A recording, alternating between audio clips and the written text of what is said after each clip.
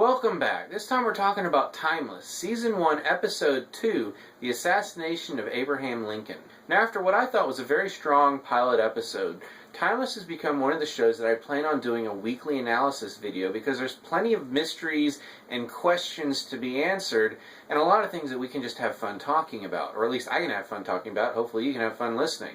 And if you want to talk about it, definitely comment below. So this episode was another strong episode, giving all of our three main characters a moment to shine, as well as kind of reinforcing what appears to be sort of the format that we're going to be getting episode to episode. And it appears that format will begin with an opening gambit showing what actually happened in the past, the particular event that our heroes are trying to preserve.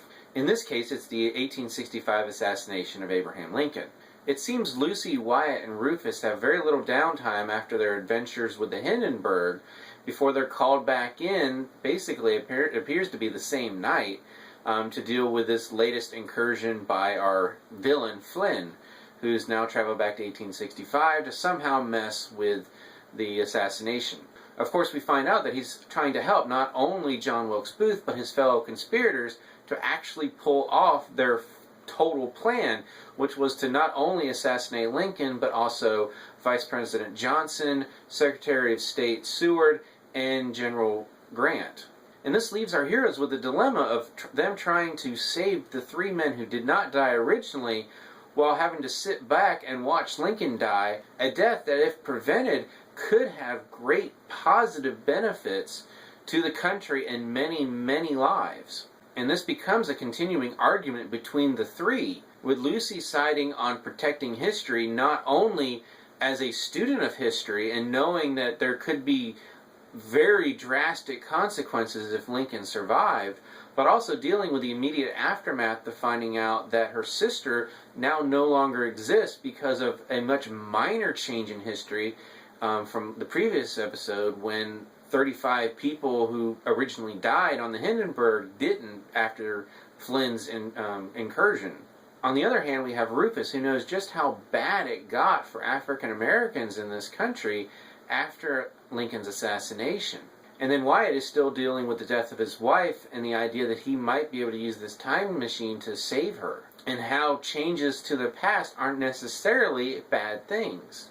It's one of those arguments that you knew was going to have to come up in a show like this, and I thought they did a really good job of having all three characters coming at it from a different angle that's felt very natural and right for their characters. In the end, Lucy's unable to save Lincoln, but she is able to save Grant, while the other two are able to save Seward and Johnson, resulting in much fewer changes to the timeline than in last episode. Now, before I get into my primary questions that I started with last episode, I did want to point out a really funny moment, because as soon as the time machine left and all the papers started flying everywhere, my first thought was, shouldn't they do something about those papers? Because they know this is going to happen. And then Connor Mason makes a quip about paperweights. It was just a perfect moment and a good bit of laughter after the show started, with a pretty heavy moment of Lucy still dealing with the disappearance of her sister. Now on to my questions. Number one was, what is Flynn's mission? What is he trying to do?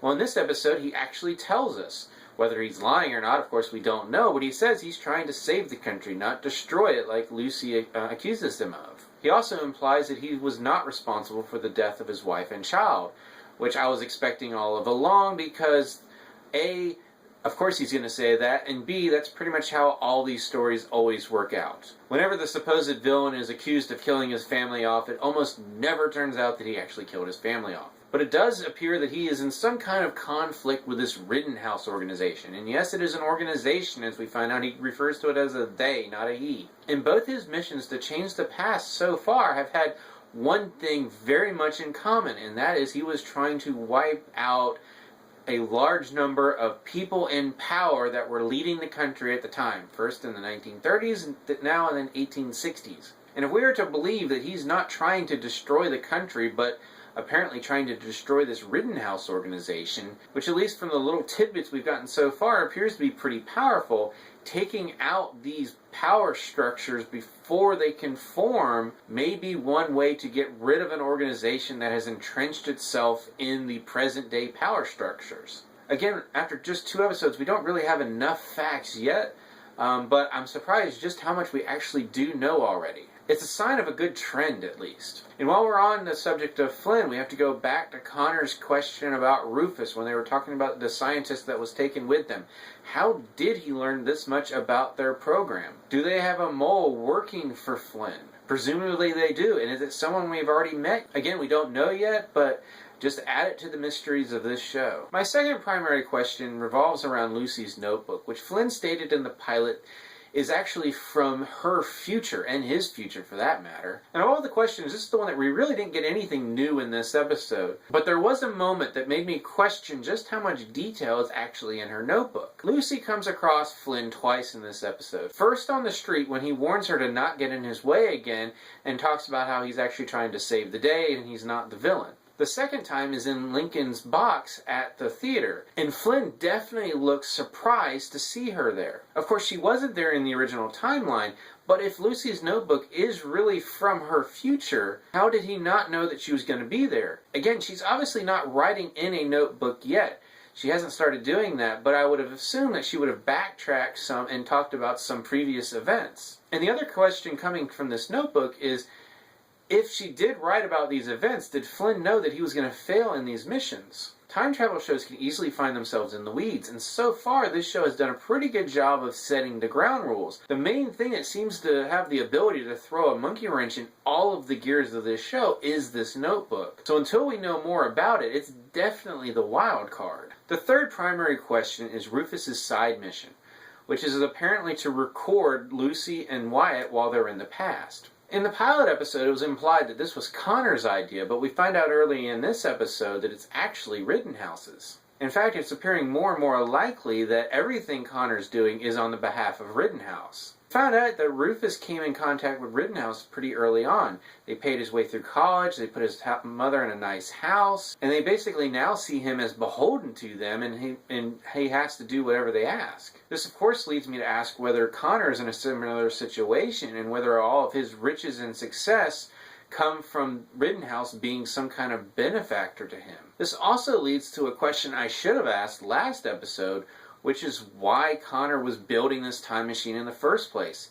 If he was building it on behalf of Rittenhouse, what was their end goal? And if their plans for it were not necessarily benevolent, that does lead some credence to the idea that Flynn is actually working against a more evil organization. The final big question left behind by the pilot episode for me was whether Lucy was the only one of our main characters to have her past drastically altered.